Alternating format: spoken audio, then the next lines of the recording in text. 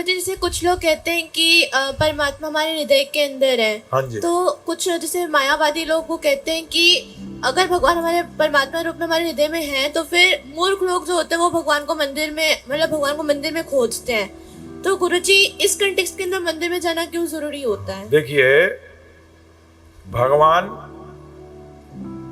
के 3 तरीके से लोग अपने अपने ज्ञान के कारण समझते हैं। एक है निराकार, हर जगह है। हर जगह क्या मतलब? निराकार, शक्ति के रूप में है, कॉन्शियसनेस बोलते हैं ज्यादातर वो लोग, सब ब्रह्म है, मतलब सब जगह उसका कोई अस्तित्व नहीं है।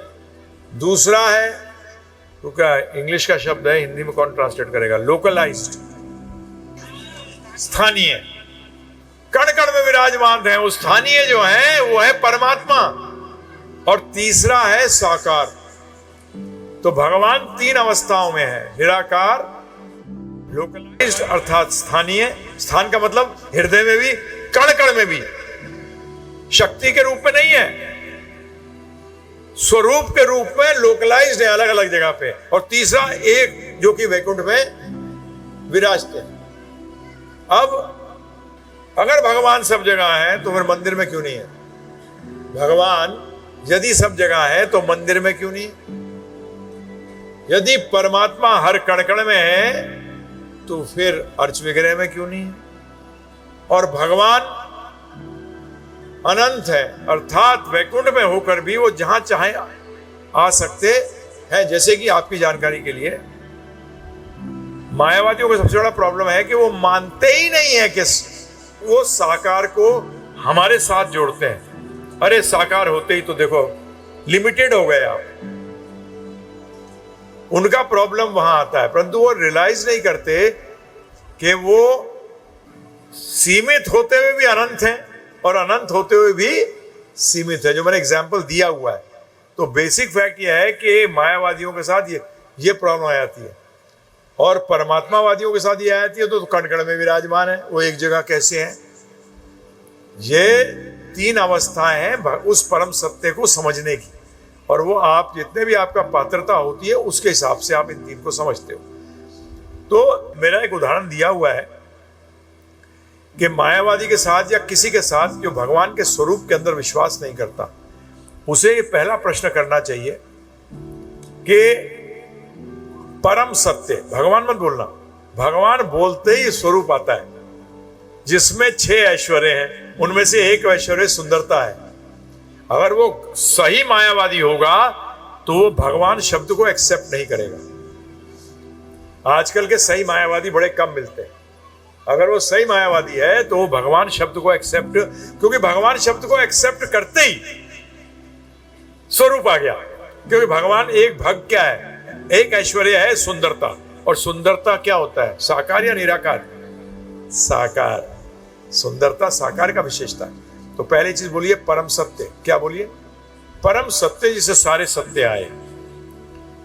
ये बताइएगा कि वो परम सत्य सनातन है? तो वो बोलेगा हाँ सनातन। दूसरा प्रश्न, क्या वो परम सत्य पूर्ण है? तो जवाब देगा हाँ पूर्ण है, अर्थात उसमें कोई भी ऐसी चीज नहीं है जो नहीं है। बोलते नहीं, हर चीज है उसमें। तो उसका अर्थ हुआ, उस पूर्णता के अंदर हम चर्चा करते हैं, उसका मतलब वो साकार और निराकार दोनों होना चाहिए। अगर उनमें से ये दोनों में से कोई भी पहलू नहीं है तो वो अपूर्ण हो गया। परंतु परम सत्य पूर्ण है तो हमारी समझ अपूर्ण है। उसकी अपूर्णता खंडित नहीं होती हमारे समझ से, वो हमारी समझ खंडित होती है। अब अगर वो पूर्ण है और सनातन है, उसका मतलब वो साकार और निराकार था, है और रहेगा। वो था, है और, उसका मतलब ऐसा नहीं होता कि कभी साकार है तो कभी निराकार है। उसका मतलब जब वो साकार है और निराकार नहीं है, उसकी पूर्णता खंडित हो गई।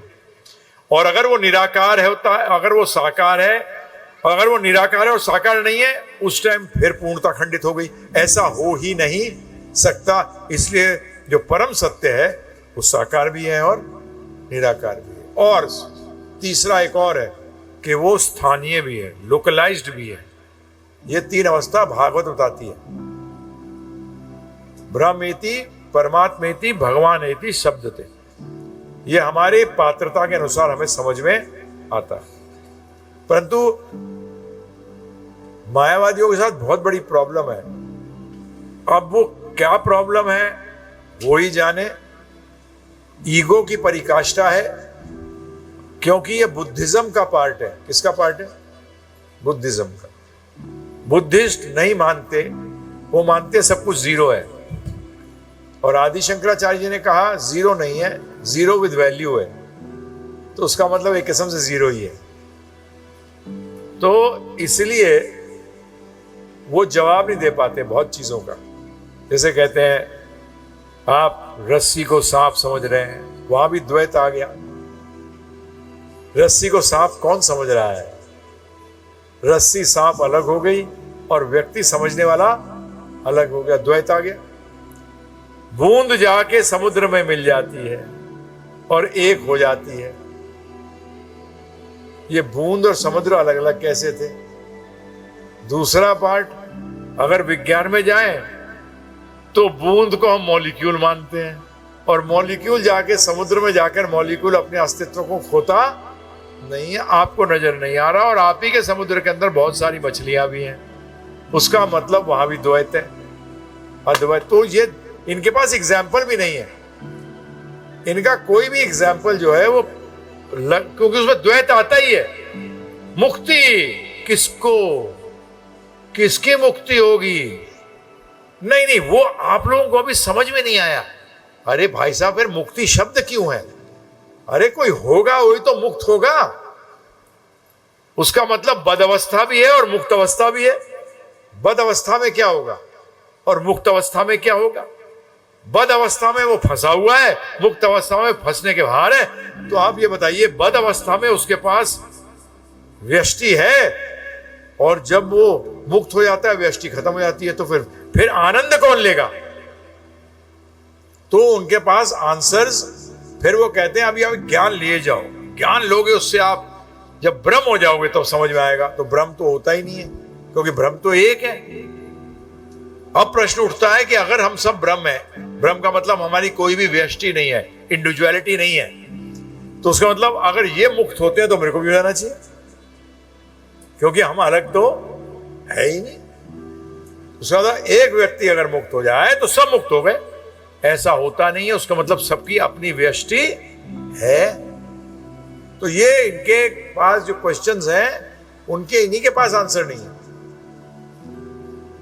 और शास्त्रों में एक चीज ध्यान रखना है, शास्त्रों में, क्योंकि निराकार भी तो एक अवस्था है, तो शास्त्रों में निराकार की भी चर्चा है, साकार की भी चर्चा है और स्थानीय की भी चर्चा है। अर्थात ब्रह्म की चर्चा है, परमात्मा की चर्चा है और भगवान की भी चर्चा है। आप एक ही चीज क्यों एक्सेप्ट करते हो? वो भी तो वेद है। गोपाल तापणी उपनिषद सिद्ध कर रही है कि कृष्ण भगवान परम भगवान है, और कई उपनिषद हैं जो कि ब्रह्म को सिद्ध कर रहे हैं। क्या गलत है? परमात्मा को भी सिद्ध कर रहे हैं और भगवान को भी सिद्ध कर रहे हैं। तो तीनों को एक्सेप्ट कर लीजिए।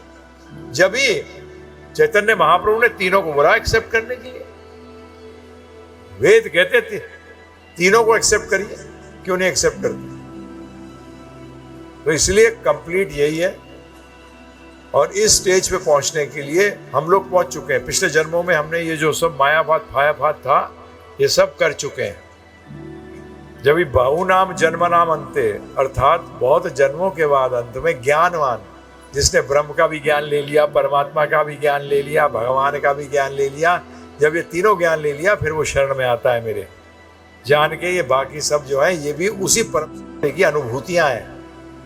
ये जानकर हम रिजेक्ट नहीं कर सकते। कैसे रिजेक्ट कर सकते हैं? नहीं कर सकते। परंतु अपनी पात्रता के हिसाब से व्यक्ति इनको तीनों को एक्सेप्ट करता है। और श्रेष्ठ किसको बताया गया है? जो भगवान, परमात्मा और ब्रह्म तीनों को मानता है, उसको श्रेष्ठतम कहा गया है। श्रेष्ठ है, श्रेष्ठतर है, श्रेष्ठतम, गुड, बेटर, बेस्ट। तो बेस्ट है वो।